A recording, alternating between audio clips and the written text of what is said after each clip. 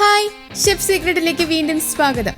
ഇന്ന് ഷെഫ് സീക്രട്ടിൽ വളരെ വ്യത്യസ്തമായ ഒരു വിഭവമാണ് തയ്യാറാക്കാൻ പോകുന്നത്. ബീഫിൽ തയ്യാറാക്കിയ ഒരു സ്പെഷ്യൽ വിഭവം, ബീഫ് ഉലർത്ത് റോസ്റ്റ്. ഇതിനാവശ്യമായ മറ്റ് ഇൻഗ്രീഡിയൻസുകൾ എന്തൊക്കെയാണെന്ന് നോക്കാം. പച്ചമുളക് ആവശ്യത്തിന്, തക്കാളി 4 കഷ്ണം, സവാള അരിഞ്ഞത് 5 സ്പൂൺ, ഉലുവ ആവശ്യത്തിന്, പെരിഞ്ജീരകം ആവശ്യത്തിന്, മൈദ 1 സ്പൂൺ, കുരുമുളക് പൊടി 1 സ്പൂൺ, മസാല 1 സ്പൂൺ, വെളുത്തുള്ളി ചതച്ചത് 4 സ്പൂൺ, കറിവേപ്പില ആവശ്യത്തിന്, മല്ലിയില 4 സ്പൂൺ, ഇഞ്ചി ചതച്ചത് ആവശ്യത്തിന്, ഉലർത്ത് മസാലക്കൂട്ട് 3 സ്പൂൺ, മുളക് പൊടി 5 സ്പൂൺ, വെളിച്ചെണ്ണ 300 ഗ്രാം, ഉപ്പ് ആവശ്യത്തിന്, മല്ലിപ്പൊടി 6 സ്പൂൺ, പുതിനയില 1 സ്പൂൺ. നമുക്ക് ഇത് തയ്യാറാക്കുന്ന വിധത്തിലേക്ക് കിടക്കാം.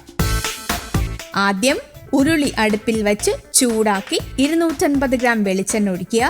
ഈ വെളിച്ചെണ്ണ ചൂടാകുന്ന സമയം ഒരു പാത്രത്തിൽ ആവശ്യത്തിന് ഇഞ്ചി, 3 സ്പൂൺ വെളുത്തുള്ളി ചതച്ചത്, 4 കഷ്ണം തക്കാളി, 5 സ്പൂൺ സവാള അരിഞ്ഞത്, ആവശ്യത്തിന് പച്ചമുളക് എല്ലാം കൂടി വെളിച്ചെണ്ണയിലിട്ട് നന്നായി വഴറ്റുക. അതിനുശേഷം അതിലേക്ക് 6 സ്പൂൺ മല്ലിപ്പൊടി, 3 സ്പൂൺ വറുത്ത മസാല, 1 സ്പൂൺ കുരുമുളക് പൊടി, 1 സ്പൂൺ മൈദ, 1/2 സ്പൂൺ ഉപ്പ്, 5 സ്പൂൺ മുളക് പൊടി എന്നിവ എടുത്ത് ഉരുളിയിലിട്ട് നന്നായി ഇളക്കാം.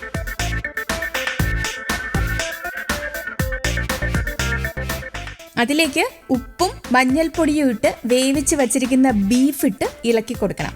ഈ കൂട്ടിലേക്ക് ആവശ്യത്തിന് സ്റ്റോക്ക് വാട്ടർ കൂടി ഒഴിച്ച് ഒന്നുകൂടൊന്ന് ഇളക്കി കൊടുക്കാം.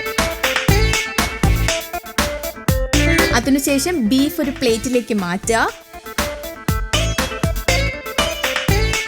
എന്നിട്ട് അടുപ്പിലൊരു പാൻ വെച്ച് അതിലേക്ക് 500 ഗ്രാം വെളിച്ചെണ്ണ ഒഴിച്ച് ചൂടാക്കി ആവശ്യത്തിന് കടുക്, ആവശ്യത്തിന് ഉലുവ, പെരിഞ്ജീരകം, വെളുത്തുള്ളി ചതച്ചത്, ഇഞ്ചി, സവാള 5 സ്പൂണും ഇട്ട് നന്നായി ഒന്ന് വഴറ്റുക. അതിനുശേഷം ഇതിലേക്ക് ആവശ്യത്തിന് തക്കാളി, കറിവേപ്പില, 4 സ്പൂൺ മല്ലിയില, 1 സ്പൂൺ പുതിനയിലയും ഇട്ട് ഒന്നുകൂടൊന്ന് ഇളക്കി കൊടുക്കുക. എന്നിട്ട് അതിലേക്ക് 1 സ്പൂൺ മസാലയിട്ട് വീണ്ടും ഒന്ന് ഇളക്കുക.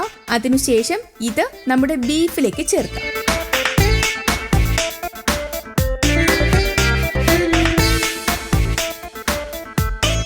ഇതോടെ ബീഫ് ഉലർത്ത് റോസ്റ്റ് റെഡി. ഈ വിഭവം വളരെ വ്യത്യസ്തവും രുചികരവുമായ ഒരു വിഭവമാണ്. ഇതെന്തായാലും നിങ്ങൾ വളരെ അധികം ഇഷ്ടപ്പെടുമെന്ന കാര്യം ഉറപ്പാണ്. അപ്പോൾ നിങ്ങൾ എന്തായാലും ഈ വിഭവം ട്രൈ ചെയ്യണം. ഒപ്പം ഇതുപോലത്തെ രുചികരവും വ്യത്യസ്തവുമായ വിഭവങ്ങൾക്കായി ഈ ചാനൽ സബ്സ്ക്രൈബ് ചെയ്യാനും ബെല്ലൈക്കൺ അമർത്താനും മറക്കില്ലല്ലോ.